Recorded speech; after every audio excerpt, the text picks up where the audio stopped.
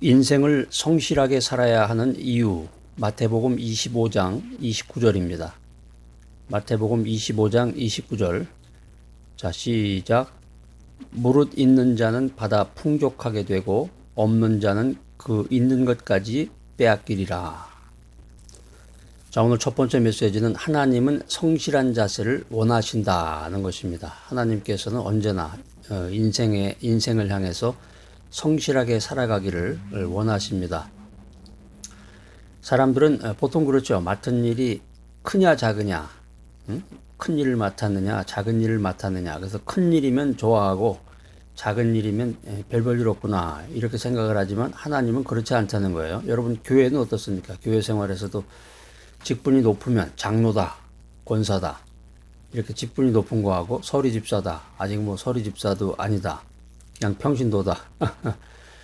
뭐 장로도 다 평신도지만은 하여튼 그 직분에 따라서 사람을 대하기도 하고 직분에 따라서 믿음의 분량을 생각한다. 이거 참 위험한 것입니다. 물론 장로가 되고 권사가 되고 안수집사가 되고 그것은 참 좋은 일입니다. 그런 직분을 맡아서 교회를 위해서 헌신하고 봉사한다는 것은 참으로 좋고 아름다운 일이지만 큰 일이냐 작은 일이냐 이렇게 구분하면은 안 된다는 거죠.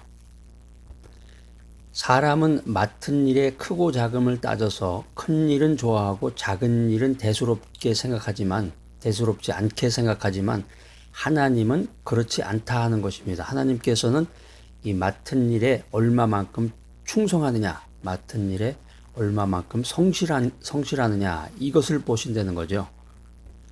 성경에 보면 이제 예수님께서 성실한 생활에 대한 그런 아주 구체적이고 자세한 이야기를 예화로 들려주십니다.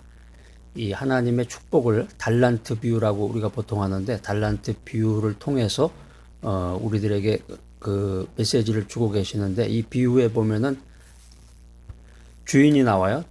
주인이 나오고 종이 나오는데 주인이 이런 말을 합니다. 5달란트로 또 5달란트를 남긴 종을 향해서 이런 이야기를 합니다. 착하고 충성된 종아, 내가 작은 일에 충성했으니 많은 것을 맡기리라.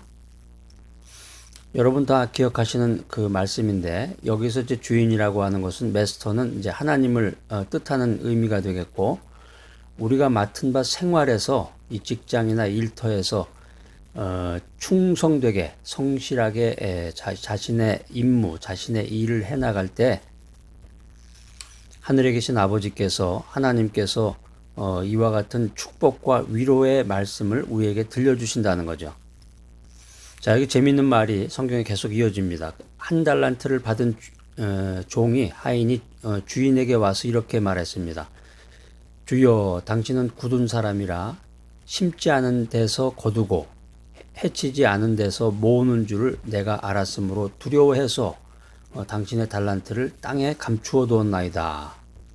자, 오늘 두 번째 메시지는 불성실한 생활은 인간을 보고 일하는 것이다. 조금 전에 그 예화, 어떤 스토리 말씀드린 거기에 나오는 그 종, 하인은